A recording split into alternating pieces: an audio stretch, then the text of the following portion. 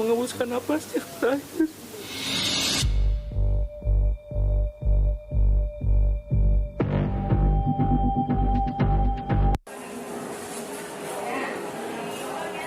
Kementerian Kesehatan mengungkapkan alasan mengapa kasus gagal ginjal akut anak tidak masuk dalam kategori kejadian luar biasa atau KLB. Juru bicara Kementerian Kesehatan Muhammad Syahril menyebutkan istilah kejadian luar biasa atau KLB hanya bisa digunakan untuk infeksi penyakit menular. Namun Syahril mengungkapkan respon yang diberikan pemerintah terhadap kasus gagal ginjal akut saat ini sudah sama seperti kejadian luar biasa. Kementerian Kesehatan bersama tim dokter juga sudah melakukan penelitian dan memberikan larangan penggunaan obat sirup yang diduga menjadi penyebab gangguan ginjal akut, hingga mengumumkan obat yang masih aman dikonsumsi bersama Badan Pengawas Obat dan Makanan atau BPOM. Sementara itu, Presiden Joko Widodo memimpin rapat terbatas secara internal yang membahas perkembangan penyakit gagal ginjal akut pada anak di Istana Bogor, Senin 24 Oktober 2022. Kita semuanya memberikan perhatian bersama. Yang pertama,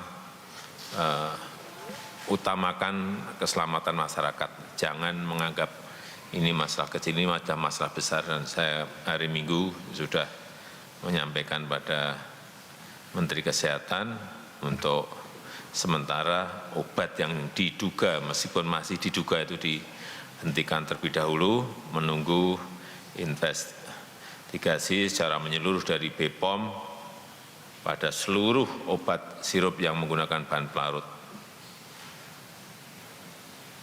Ini lakukan secara terbuka, transparan, tapi juga hati-hati dan objektif. Yang kedua, BPOM segera tarik dan hentikan peredaran obat sirup yang betul-betul secara evidence base, betul-betul terbukti mengandung bahan obat penyebab gangguan ginjal tersebut. Presiden memberikan 4 pesan kepada jajarannya untuk menangani penyakit gagal ginjal akut secara baik.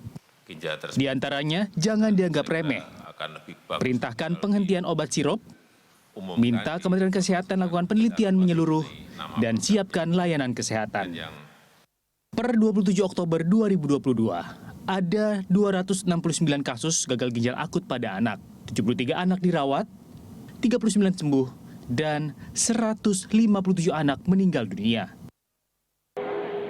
Semakin baik penanganan kasus gagal ginjal akut, diharapkan dapat menyelamatkan nyawa anak yang menjadi masa depan Indonesia. Tim Liputan, PTV. Pemirsa, beberapa pakar mendorong pembuat kebijakan untuk menetapkan status kejadian luar biasa untuk kasus gangguan ginjal akut pada anak ini. Karena mengingat bahwa kenaikan kasus dan angka kematian terkait dengan kasus ini terus meningkat dalam waktu yang cepat. Saat ini saja kita ketahui sudah 157 anak yang menjadi korban dalam kasus gangguan gagal ginjal akut ini.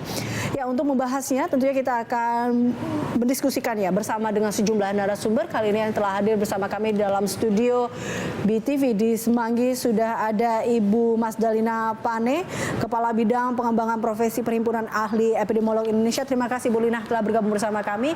Dan juga telah bergabung melalui sambungan Zoom ada Bapak Muhammad Syahril, juru bicara Kementerian Kesehatan, dan juga Ibu Neti Prasetyani, anggota Komisi 9 DPR. Terima kasih Pak Syahril dan juga Bu Neti telah bergabung bersama kami juga dalam Berita Satu sore kali ini. Saya mungkin ke Bu Lina terlebih dahulu, melihat bahwa kondisi saat ini setiap hari, kalau kita lihat hari demi hari, jumlah korban yang meninggal akibat kasus gagal ginjal akut ini semakin bertambah. Bisa dibilang seperti itu, Bu Lina. Anda melihat bahwa dengan meningkatnya ini, bagaimana tentunya para epidemiolog melihat dengan juga status yang saat ini masih seperti apa Anda melihatnya? Ya, memang kami memperkirakan 2 minggu ini itu kasus akan terus meningkat karena teman-teman di wilayah juga dengan dikeluarkannya surat untuk melakukan pelaporan dan investigasi terhadap kasus gagal ginjal akut ini, kasus akan bertambah. Tetapi dengan intervensi yang dilakukan pemerintah, kita berharap setelah 1 bulan kasus itu akan perlahan perlahan-lahan turun, begitu ya. Ya, ini karena kita tidak sebut sebagai over reported, tetapi memang laporan masuk cukup banyak dan itu sebenarnya cukup baik juga karena yang kemarin mungkin tidak terlaporkan saat ini terlaporkan. Tapi dengan jumlah yang tadi, ini baru belum ada yang melapor aja udah 157, tapi dengan ada yang kemudian melapor, artinya jumlahnya akan semakin banyak lagi dari hal itu. Dengan apa yang dilakukan saat ini sudah cukupkah menurut Anda? Saya yakin pemerintah juga melakukan banyak hal, bukan cuma pelaporan saja, tetapi juga melakukan penyelidikan, investigasi ya, dan juga melakukan pengendalian. Walaupun memang harus dipastikan dengan baik sebenarnya apa penyebabnya. Dugaan saat ini adalah beberapa obat penurun panas yang kemungkinan menjadi penyebab. Walaupun gagal ginjal sendiri tidak hanya disebabkan oleh itu. Ini yang harus dipisahkan, mana gagal ginjal yang memang disebabkan oleh keracunan zat tertentu dan biasanya itu berlangsung cepat, dan mana gagal ginjal yang bukan disebabkan karena keracunan. Pak Syahril, ini kalau dikatakan bahwa sempat mengutip pembincangan Anda sebelumnya, ada yang mengatakan bahwa pemerintah menyampaikan respon yang diberikan saat ini ataupun mungkin penanganan yang diberikan saat ini adalah situasi yang sama dilakukan pada saat kejadian luar biasa ditetapkan. Benarkah demikian? Benar.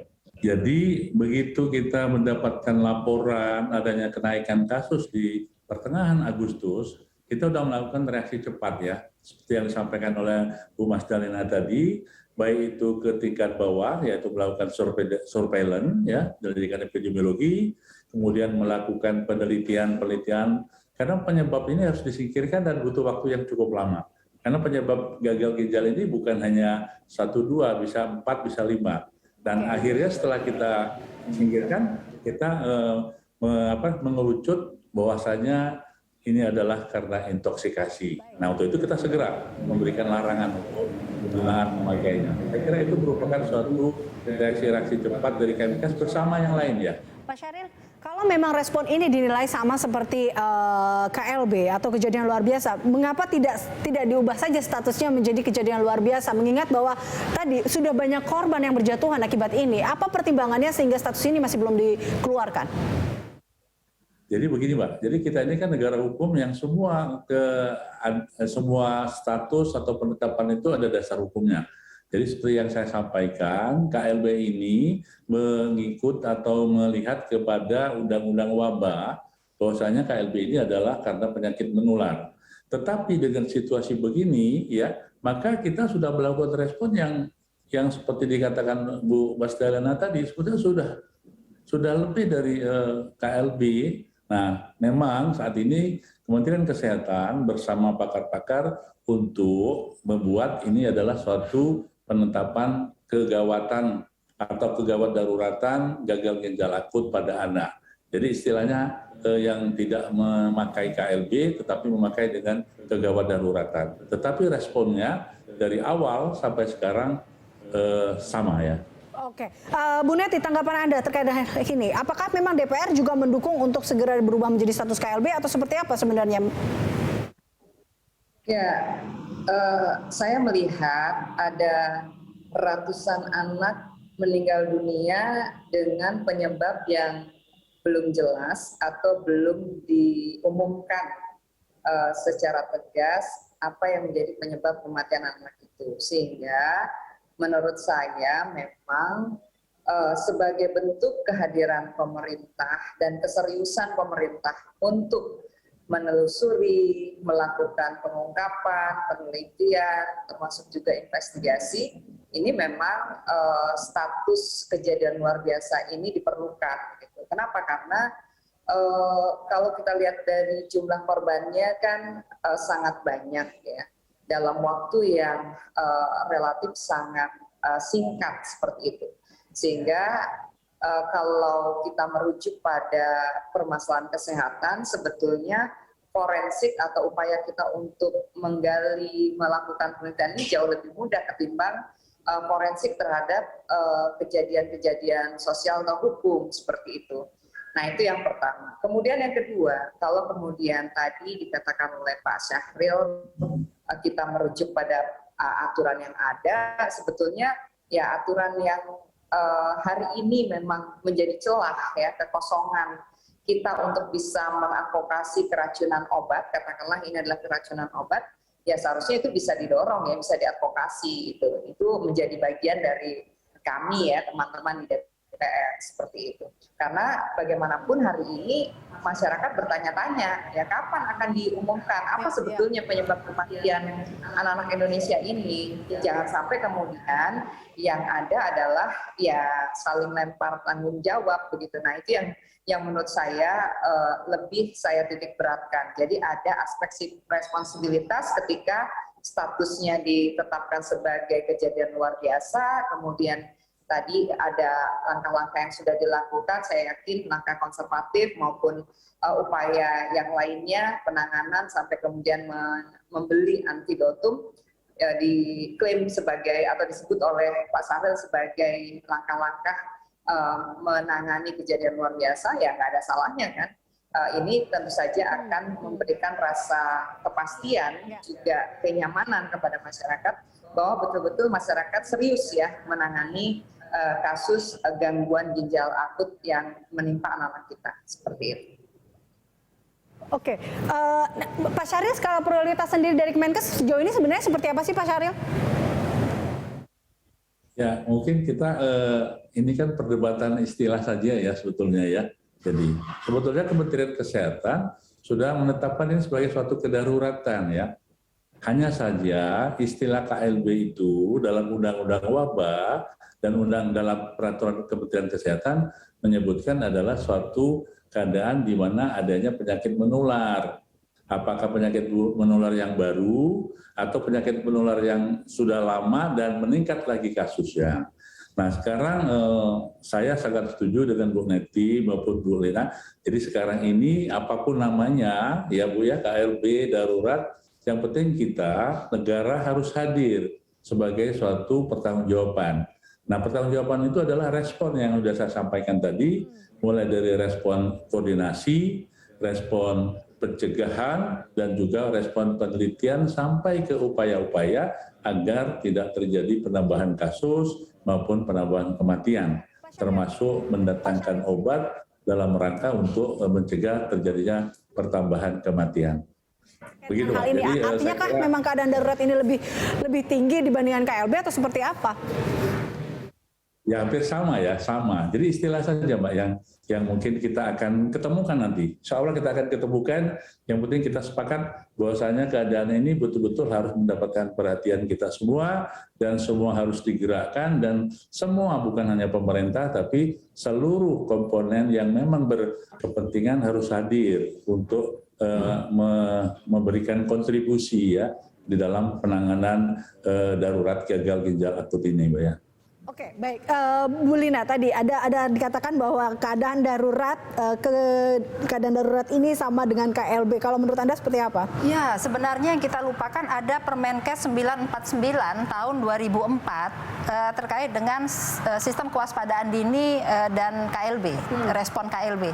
Di situ tidak menyatakan kalau KLB itu merupakan penyakit menular. 1501 kemudian juga Permenkes 82 itu memang ke arah penyakit menular. Tetapi untuk Permenkes 949 tahun 2004 itu bahkan pada pengertian keempat itu ada program penanggulangan KLB itu sebagai respon KLB. Jadi memang KLB itu tidak hanya pada penyakit menular, pada penyakit tidak menular termasuk juga keracunan itu juga termasuk kriteria KLB. Hanya saja penetapannya juga harus hati-hati.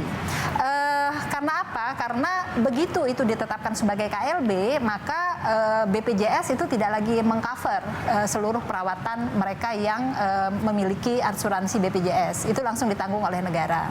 Tetapi amannya adalah ketika membeli obat yang mahal yang tidak masuk kriteria BPJS itu lebih aman kalau ditetapkan sebagai KLB. Tapi tentu saja pemerintah memiliki banyak pertimbangan untuk menetapkan ini menjadi KLB atau tidak. Karena tidak seluruh provinsi dan tidak seluruh kabupaten kota juga memiliki kasus tersebut. Nah ini yang kemudian harus secara hati-hati memang penetapan KLB tersebut. Oke, Pak Syahril, tadi sudah ada sebenarnya kalau dilihat tadi undang-undangnya juga ada Pak sebenarnya dari 949 ya Bu, 2004. Ini jadi apa yang membuat Kemenkes begitu hati-hati untuk mengeluarkan hal ini sebenarnya Pak Syahril? Ya, tadi sudah disampaikan oleh Bu Mas Dalena tadi. Jadi memang dalam penetapan ini memang harus hati-hati.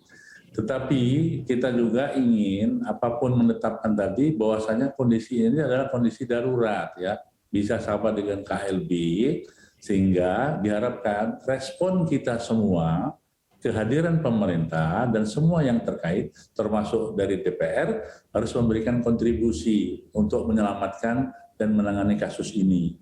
Dan yakinlah istilah KLB maupun darurat ini adalah bagian administrasi dan mudah-mudahan dalam waktu dekat ya Bu Deti maupun Mas Dalena Kementerian Kesehatan akan menyampaikan ini secara resmi.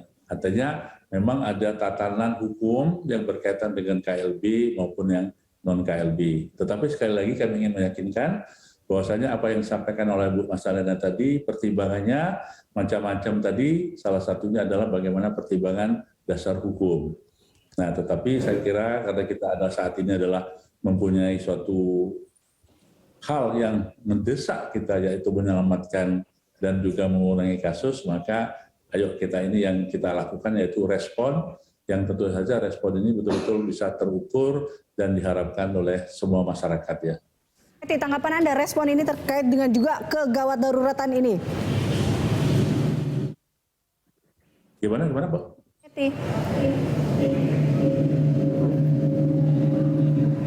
Ya, Bu Neti, tanggapan Anda?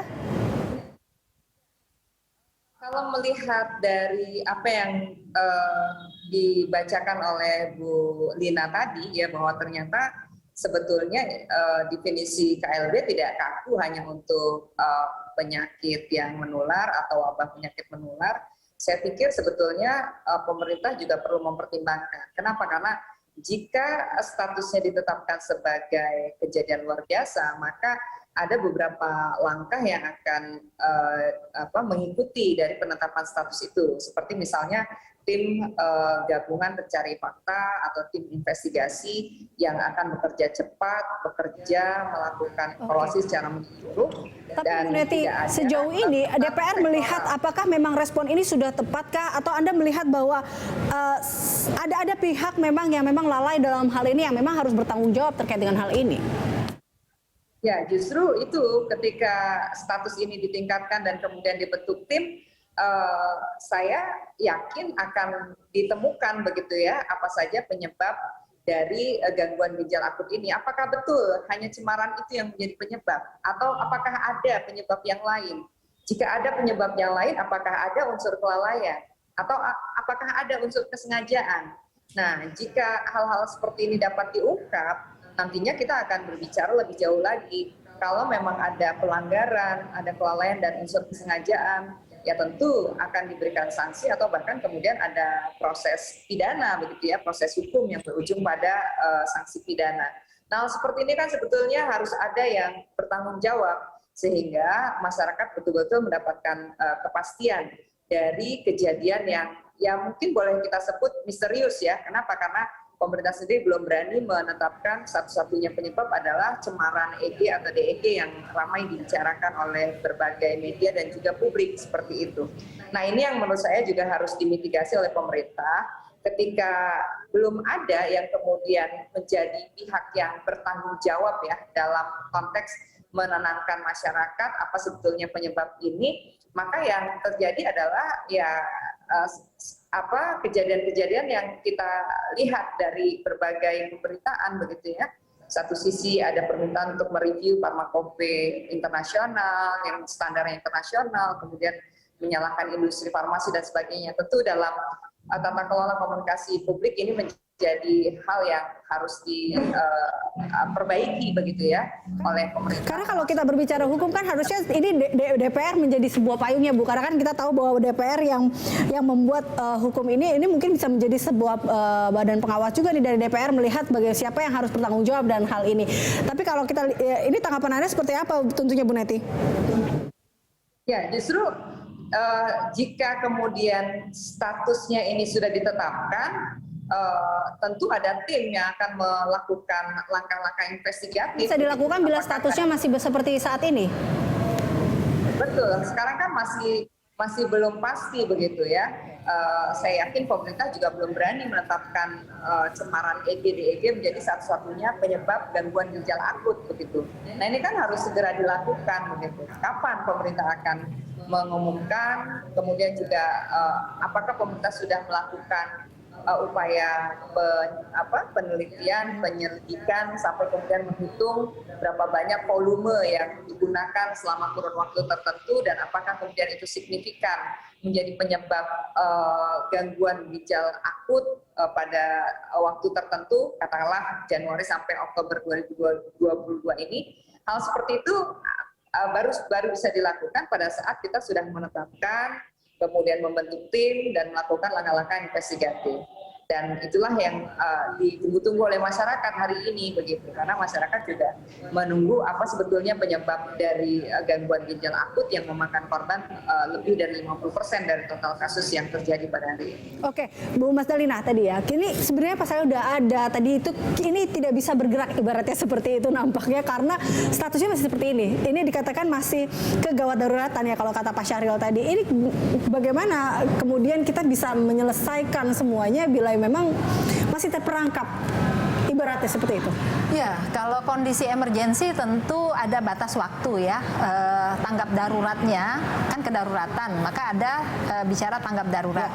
Nah, tanggap darurat itu kalau dalam konteks bencana atau dalam konteks krisis itu ada waktunya. Nah ini yang harus tetapkan dengan cermat berapa lama kita mau kondisi emergensi ini. Terkait dengan penetapan, saya yakin Kementerian Kesehatan secara reguler itu rapat terkait hal ini dan teman-teman di DVI Polri juga memberikan informasi terkait dengan temuan-temuan yang ada. Sebenarnya teman-teman di DKI ini terkait dengan sistem kewaspadaan dini gitu ya, itu sudah mendeteksi ini dari Juli sebenarnya. Jadi Juli, tapi respons itu masih memang internal, masih di DKI Jakarta dan DKI kebetulan yang paling banyak memang kasusnya.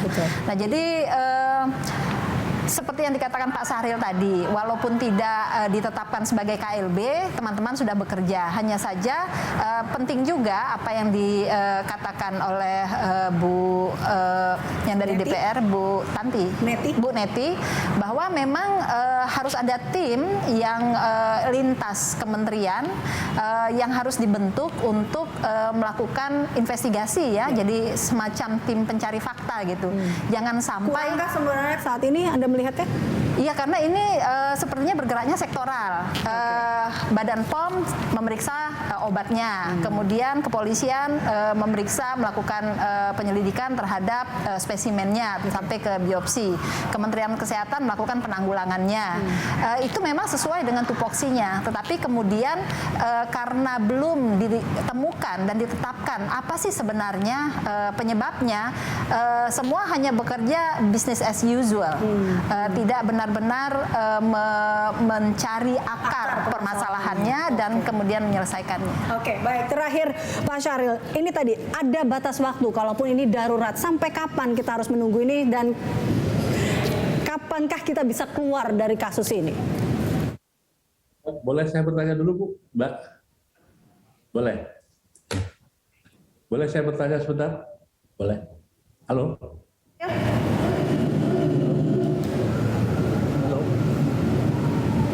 Bisa saya bertanya sebentar? Pak Syahril. Boleh saya bertanya sebentar? Halo? Halo? Ya, Pak Syahril. Ya, Nah, bisa saya bertanya sebentar? Pak Syahril, jadi batas waktunya kapan Pak Syahril? Kita harus menunggu, katanya tadi Kemenkes juga akan menetapkan kira-kira kapan ini Pak Syahril? Suara saya bisa didengar? Syahril. Suara saya bisa didengar? Suara saya? Ya, silakan. Halo? Pak Syahril.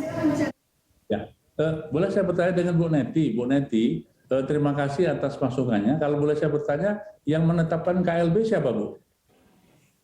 Yang menetapkan KLB ya tentu pemerintah, Pak. Ya, siapa, Bu?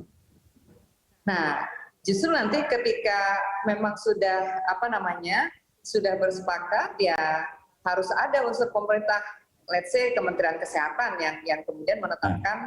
Kalau ini penetapan KLB itu ada di Kementerian Kesehatan, Ibu, supaya kita tidak terlalu banyak berdebat. Artinya KLB ini sudah dipikirkan semuanya, termasuk responnya. Hanya saja untuk memberikan nama KLB itu kami mempunyai suatu pertimbangan, mempunyai dasar. Nah, nanti akan ditetapkan oleh Kementerian Kesehatan, sudah ditetapkan sebagai kegawat daruratan. Itu sama dengan KLB sebetulnya. Cuman makanya ini saya kira kalau kita dalam tatanan ini, kalau diperkenankan kita nggak usah banyak berdebat tentang status ini. Karena apa? Status kegawat daruratan yang ditetapkan oleh Kementerian Kesehatan yang punya kewenangan juga mengatur semua apa yang harus dilakukan oleh Kementerian Kesehatan dan juga kepada semua yang terkait. Nah, mudah-mudahan upaya kita ini adalah memang upaya untuk mengatasi keadaan ini, apapun namanya KLB maupun gawat darurat. Mudah-mudahan apa yang sudah kita kerjakan bersama ya, bukan hanya Kementerian Kesehatan, dari asosiasi ya, perhimpunan, termasuk dari Badan POM sudah melakukan itu. Terima kasih Bu Neti, saya kira ini masukan dari kita. Segera diumumkan masalah ya Pak, waktu. Masalah harus waktu. Harus segera diumumkan. Masalah waktu, Bu, masalah waktu tentang kegawat daruratan ini kan sudah disampaikan. Kita contoh memberikan larangan untuk sementara waktu. Nah, untuk sementara waktu, mudah-mudahan nanti kami akan definisikan sampai kapan. Dan sampai kapan itu saat ini sebetulnya sampai memang selesai penelitian seluruh obat sirup yang diduga mengandung cemaran tadi, Bu. Sehingga jangan sampai nanti kita hanya memeriksa meneliti 100 atau 200. Baik. Kita akan tunggu tentunya ini. Tapi balik lagi bahwa ada batas waktunya karena tentunya korban berjatuhan ini tidak bisa menunggu. Semua butuh diselamatkan, semua butuh cepat terkait dengan keselamatan semuanya. Terima kasih sekali lagi Pak Syahril, Bu Neti dan juga Bu Lina telah bergabung bersama kami dalam Berita Satu Sore. Dan